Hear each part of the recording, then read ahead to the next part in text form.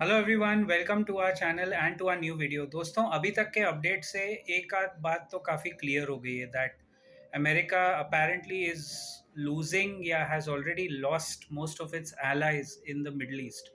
आई think ये conflict जब ख़त्म हो भी जाएगा ना, तो इसको सुलझने में और मिडल ईस्ट का जो पुराना इक्वेशन था उसको वापस लाने में पता नहीं कितने महीने लग जाएं। आप लोग को ये पता होना चाहिए दैट स्ट्रेट ऑफ हॉर्मुस, जिसकी बात हम लोग काफ़ी टाइम से कर रहे थे पहले से, कि ये ब्लॉक नहीं होना चाहिए, नहीं होना चाहिए। अगर ये रिवाइव हो भी गया ना, तो जो ऑयल फील्ड्स या सऊदी की अरामको जो बंद है, उसको दोबारा शुरू करने में बहुत महीने लग सकते हैं for the supply to normalize. और मिडिल ईस्ट के जो अमेरिका के एलाइज थे, Saudi Arabia, UAE, Qatar, Bahrain, Kuwait and other countries, एक चीज़ तो उन्होंने देख ली जो इतने साल से जग जाहिर है, लेकिन उन्होंने आज फर्स्ट हैंड एक्सपीरियंस कर लिया और अभी भी कर रहे हैं एज वी स्पीक, कि may be America is not a reliable partner in the Middle east. लगता तो नहीं है कि इतने सारे बेसिस अमेरिका ने बनाए और ईरान ने कंडीशन ही ये रख दिया अपने ही मिडिल ईस्टर्न नेबर्स पे, ये सब कंट्रीज़ पे, कि अगर आप चाहते हो हमारे अटैक रुकें तो आप पहले अमेरिका के बेसिस यूज़ मत करने दो उनको, और उनके जो एम्बेसडर है, US ambassadors to these countries, उनको वापस भेज दो। अभी क्या है कि वॉर ऐसे सिचुएशन पे आ गया है कि ये वीकेंड आर या पार वाला वीकेंड हो सकता है दोस्तों।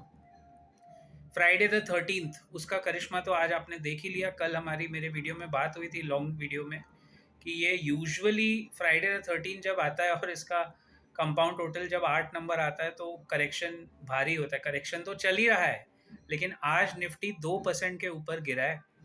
2% के ऊपर एक दिन में गिरना बहुत रेयरली होता है। निफ्टी में गिरता है 1%, 1.5%, 0.25% निफ्टी गिरता है।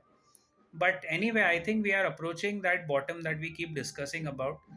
Also, this is a great opportunity for long term investors and even SIP investors to continue with their SIP, maybe step up once in a while.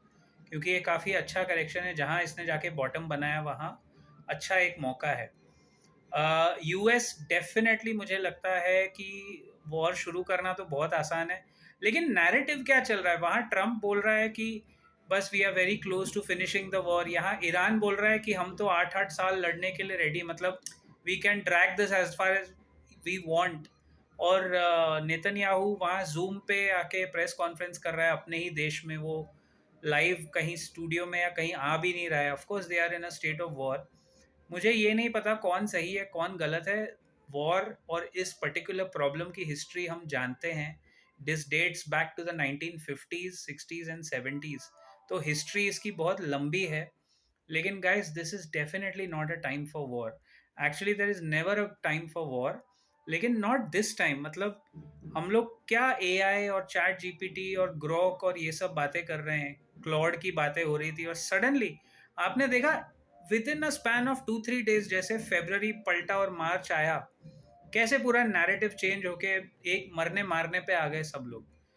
मतलब इसके वजह से अल्टीमेटली सफ़र कौन करता है? वही ना, जो स्ट्रेट ऑफ हॉर्मुज को पार करने की कोशिश कर रहे हैं, फूड सप्लाई कर रहे हैं, ऑयल सप्लाई कर रहे हैं, टैंकर्स है, वेसल्स है। बाय द वे, वो खबर अभी तक पूरी तरह से कंफर्म नहीं हुई है कि इंडियन टैंकर्स को अलाउ किया है ईरान ने या नहीं किया है, लेकिन मुझे लग रहा है कि धीरे धीरे इंडिया, चाइना वो मांडवाली कर लेंगे ईरान के साथ। हमारा शायद कुछ एक अनस्पोकन डील हो जाएगा, जैसे हमने रशिया के साथ किया था। आप लोगों को ये पता होना चाहिए दैट ऑफिशियली ये बताया गया था कि India stop buying oil from Russia under the US pressure, लेकिन वो कभी स्टॉप हुआ नहीं था।